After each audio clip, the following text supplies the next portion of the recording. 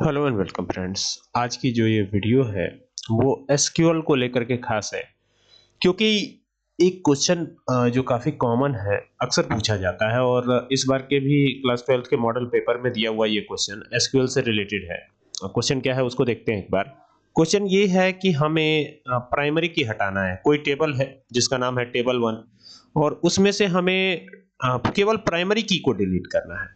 Constant जो होता है प्राइमरी की उसको हमें हटा देना है। केवल यही सवाल है। सवाल बड़ा छोटा सा है लेकिन जवाब टेढ़ा हो जाता है, क्योंकि ये बात हमें समझ में नहीं आती है कि क्या कोड लिखें इसके लिए। ठीक है, तो यहाँ पर मैंने माइक्रोसॉफ्ट एक्सेस ओपन किया हुआ है, ये देख सकते हैं। यहाँ पर ये टेबल का नाम आप देख सकते हैं। यहाँ पे टेबल को अगर मैं ओपन करता हूँ तो आप देख पाएंगे कि टेबल के अंदर क्या क्या चीजें हैं। पहले तो आईडी है, ठीक है, और आईडी ही को हमें हटाना है। आईडी ही हमारी प्राइमरी की है।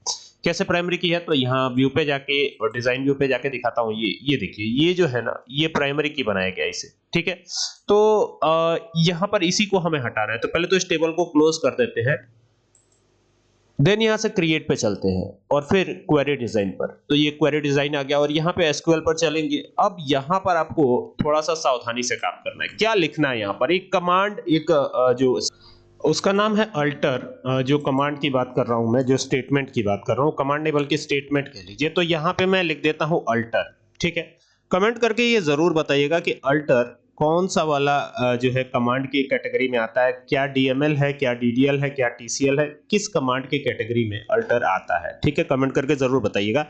चलिए, ये लिख लिया अल्टर। फिर यहाँ लिखेंगे टेबल, अल्टर टेबल, ये लिख लिया। ठीक है, फिर टेबल का नाम आएगा, तो हमारे टेबल का नाम है टेबल 1। तो यहां दे देते हैं टेबल 1, ये दे दिया टेबल 1। ठीक है ना।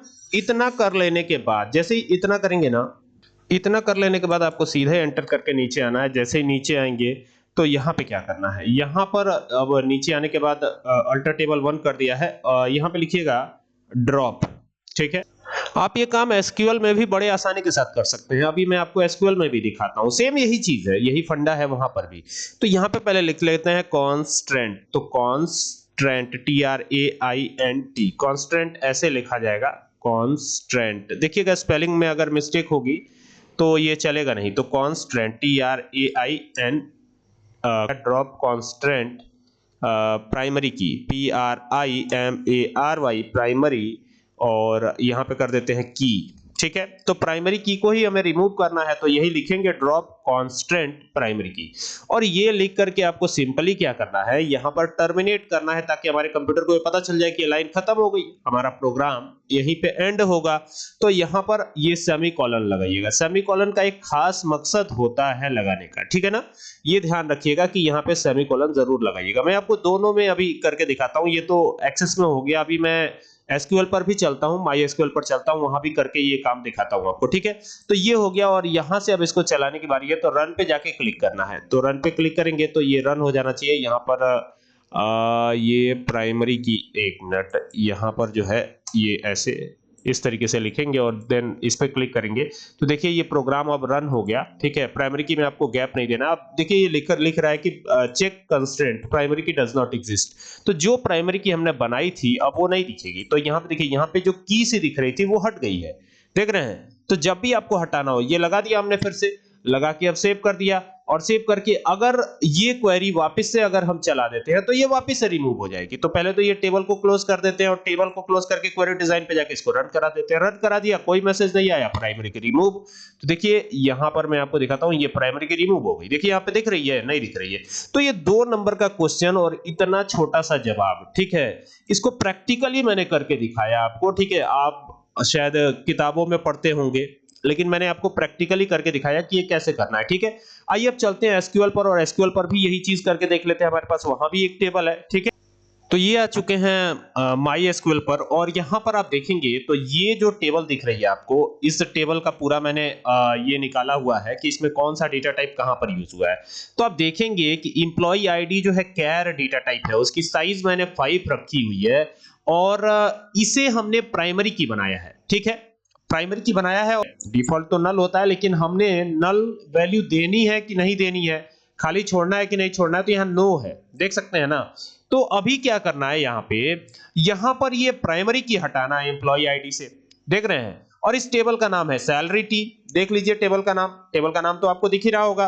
तो ये इसमें से हमें प्राइमरी की हटानी है, तो प्राइमरी की हटाने के लिए सबसे पहले अल्टर कमांड यूज करेंगे। ये हो गया अल्टर, और यहां लिखेंगे टेबल। अब कौन से टेबल को अल्टर करना है वो हमें देखना पड़ेगा।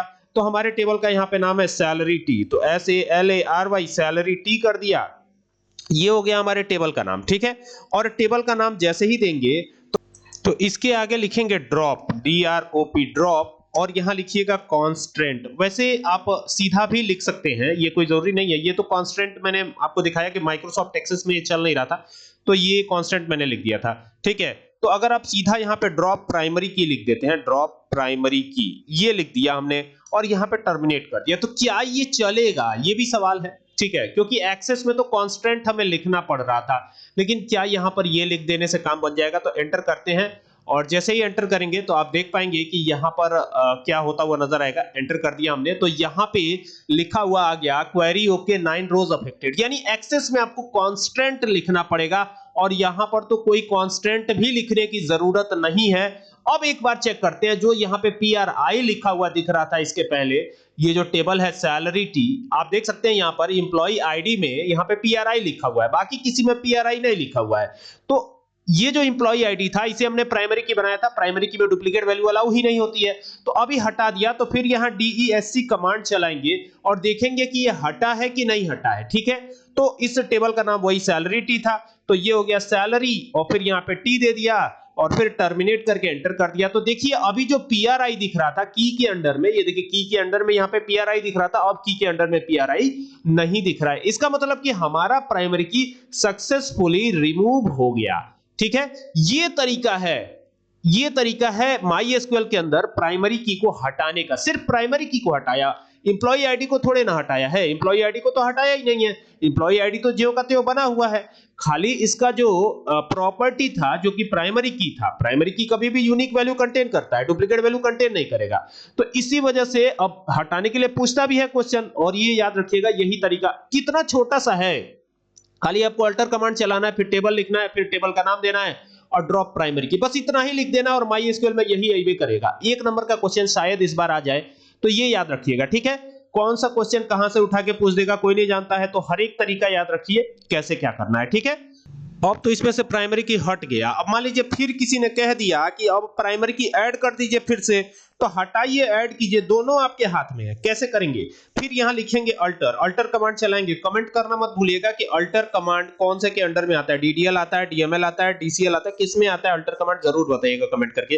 तो ये हो गया alter table, TABLE alter table हो गया। और टेबल का नाम क्या है, हमारे टेबल का नाम है एम्प्लॉय, क्या नाम है, सॉरी सैलरी टी है, क्या है, सैलरी टी। तो यहाँ पे SA, अच्छा ये भी ध्यान रखिएगा कि जो नाम दिया गया है टेबल का वो स्मॉल में लिखा है, तो हमें भी क्या करना है, स्मॉल में ही लिखना है, ठीक है।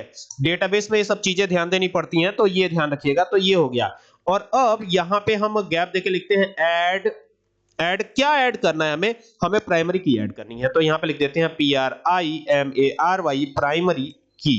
कहां ऐड करना है प्राइमरी की, ये भी तो देखना पड़ेगा। तो यहां पे ये ध्यान दीजिएगा कि एम्प्लॉय के अंदर ही ऐड करना है, लेकिन ये एम्प्लॉय के अंदर ऐड करेंगे तो कैसे ये ऐड होगा, ये कोड लिखने से क्या ये ऐड हो जाएगा, क्योंकि हमने यहाँ पे ये तो दिया ही नहीं है कि कहां ऐड करना है। तो उसके लिए हम एक बार गैप दे करके यहां पर एम्प्लॉय आईडी दे देंगे ब्रैकेट में, EMPLOYEE एम्प्लॉय अंडरस्कोर आईडी, जैसे लिखा हुआ है फील्ड नेम वैसे ही दे देंगे।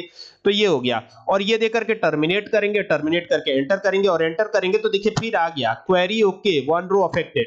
अब जब इसकी प्रॉपर्टी फिर देखेंगे DESC चला करके, तो आप देखेंगे कि ये प्राइमरी की बन गया। देखिए यहाँ पर सैलरी टी किया यहाँ पे और एंटर किया, ये देखिए अब यहाँ पे फिर PRI लिखा हुआ आने लगा, देख रहे हैं। इसके पहले आ रहा था, फिर हमने डिलीट कर दिया, फिर आने लगा।